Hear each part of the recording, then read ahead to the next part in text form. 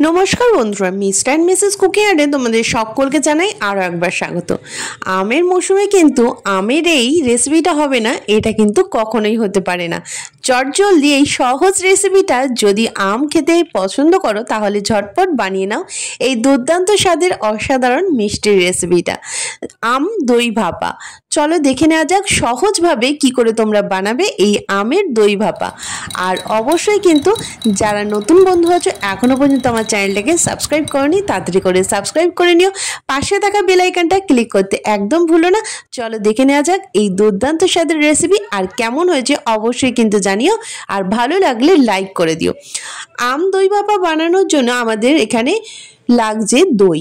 এখানে টক দই ব্যবহার করছি, আর টক দইটা আমরা একটা ছাঁকনিতে এইভাবে জল ঝরাতে রেখে দেবো।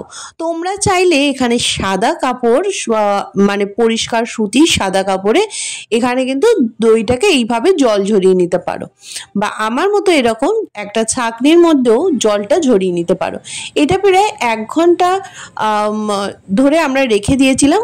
দেখবে যে ঠিক এইভাবে যে জলটা পড়ছে, জল ঝরতে হতে কিন্তু দই থেকে সমস্ত জলটাই বেরিয়ে আসবে। দেখো এতটা পরিমাণে আমাদের দই থেকে জল বার হয়েছে। আর দইয়ের থেকে জলটা বার হওয়ার পর দইটা একটা সাইডে রেখে দিলাম। আর এরপরে নিয়েছি একটা পাকা আম। আমটা দেখে নেবে যাতে খুব ভালোভাবে মিষ্টি হয়। পাকা আমটাকে নেওয়ার পরে আমটা এইভাবে কেটে নিচ্ছি। আর আমটাকে কেটে নিয়ে দেখো আমটাকে আমরা ছোট ছোট করে স্লাইস করে কেটে নেব। তার জন্য ঠিক এরকমভাবে মাঝখান থেকে দাগ দিয়ে এইভাবে কেটে নিলে কি হবে, আমটা ছোট ছোট করে কাটতে খুব সুবিধা হবে, আর খুব ভালোভাবে কিন্তু এটা আমাদের পেস্টও হয়ে যাবে। এরপরে সমস্ত আমের যে পাল্পগুলো সেগুলো একটা মিক্সার গ্রাইন্ডারে নিয়ে পেস্ট করে নিয়েছি। সমস্ত পেস্টটাই একটা বাটির মধ্যে ঢেলে নিচ্ছি। দেখো, আর ঢেলে নেওয়ার পরে এটাকে আমরা একটা দেখো মিহি পেস্ট হয়েছে, খুব সুন্দর। দেখো কালারটাও চলে এসছে আর মিহি পেস্ট হয়েছে, আর খুব সুন্দর একটা গন্ধ বার হয়েছে। আমের এই দই ভাপাটা বানানোর জন্য অবশ্যই একটু ভালো, খুব মিষ্টি সুন্দর দেখে যাতে গন্ধ বার হয় সেই রকম আম ব্যবহার করলে ভালো হবে। আর দইটাকে যেটা আমরা জল ঝরিয়ে রেখে দিয়েছিলাম সেটা একটা পাত্রের মধ্যে নিয়ে নিলাম। দেখো দইটাকে দেখেই কিন্তু কতটা ক্রিমি মতো দইটা চলে এসছে। আর এটাকে আমরা একটা হ্যান্ড বিটারের সাহায্যে এইভাবে ফেটিয়ে নেব। দইটাকে তোমরা যত ফেটাবে তত দেখবে যে দইটা একদম ক্রিমি আর খুব সুন্দর একটা সাইন চলে আসবে। তাই এটাকে দেখো এইভাবে কিন্তু এই পদ্ধতিটা অবশ্যই কিন্তু করে নিতে হবে। দেখো দইটাকে আমরা যতই এখানে ফাটিয়ে নিচ্ছি, দেখো ফোমের আকারে হয়ে এসছে আর খুব শাইনি একটা ভাব চলে এসছে। এইভাবে আমরা কিছুক্ষণ ফাটিয়ে নেওয়ার পরে এখানে যে আমের যে পাল্পটা ছিল সেই আমের পাল্পটাকে এখানে ব্যবহার করব। আর এর মধ্যে কোনো রকম এসেন্স আমি ব্যবহার করছি না। আমের যেহেতু একটা খুব সুন্দর মিষ্টি গন্ধ আছে, তাই এখানে কোনো রকম কোনো এসেন্স ব্যবহার করছি না। দেখো আমের পাল্পটাকে দিয়েও আমরা অল্প অল্প করে দিয়ে ভালো করে দইটাকে ফেটিয়ে নিচ্ছি। প্রথমে আমি অল্প পরিমাণে দিয়েছি, দিয়ে এটাকে ভালো করে একটু ফেটিয়ে নিলাম। দেখো কালারটা কিন্তু হালকা কালার এখানে আমাদের চলে এসছে। এরপরে আমরা অল্প দিয়ে ভালো করে ফেটিয়ে নেওয়ার পরে আবারও যে আমের পাল্পটা ছিল পুরোটাই আমরা দিয়ে দেব।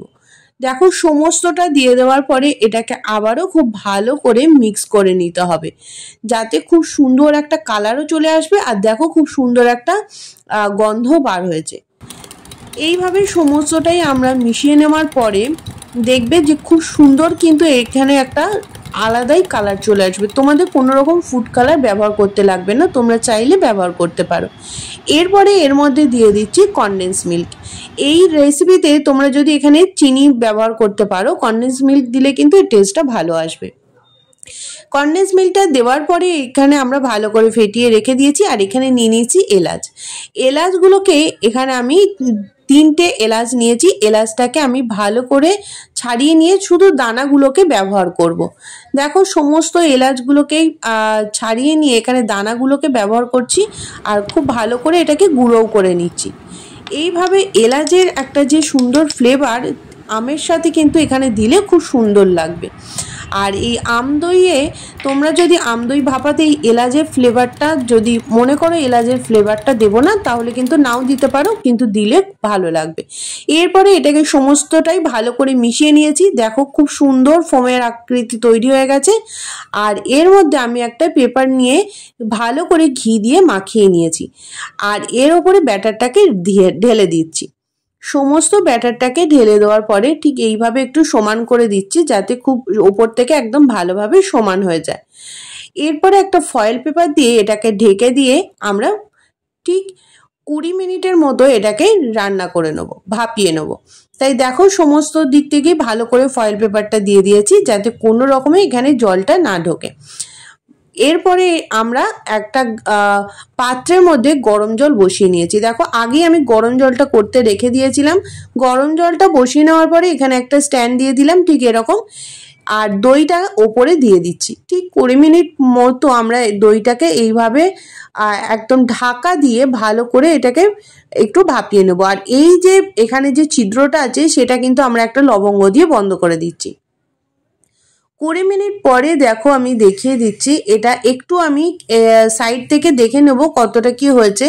তারপরে আমরা 20 মিনিট পরে নামিয়ে নিয়েছি। দেখো খুব সুন্দরভাবে কিন্তু হয়ে গেছে, একদম হাতে লেগেও যাচ্ছে না, খুব ভালোভাবে হয়ে গেছে। এইভাবে গরম অবস্থাতে আমরা কিছুক্ষণ রেখে দিয়েছিলাম।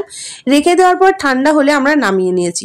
দেখো ওপর থেকে এইরকমভাবে তোমরা গোলাপের পাপড়ি বা যে কোনো তোমাদের পছন্দের ড্রাই ফ্রুটস দিয়ে নিয়ে নিতে পারো। আমি এখানে আমের স্লাইস, গোলাপের পাপড়ি আর ড্রাই ফ্রুটস দিয়ে এখানে সাজিয়ে নিয়েছি। তোমরা কিন্তু তোমাদের পছন্দ মতো সুন্দর করে সাজিয়ে নিয়ে এটা কিছুক্ষণের জন্য ফ্রিজে রেখেও কিন্তু ঠান্ডা ঠান্ডা পরিবেশন করতে পারো।